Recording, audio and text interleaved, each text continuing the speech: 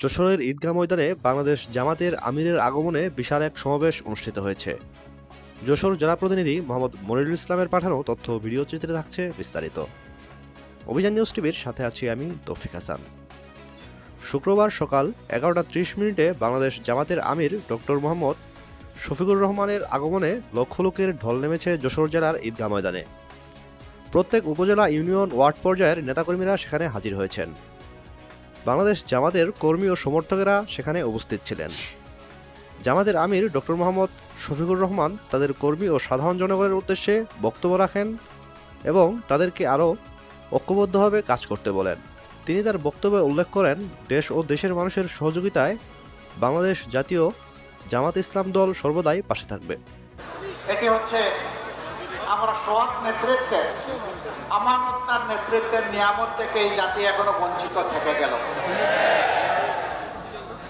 এই জায়গাটা পরিপূর্ণ না হলে আমাদের প্রিয় জাতি সত্যিকার অর্থে মর্যাদাপূর্ণ জাতি হতে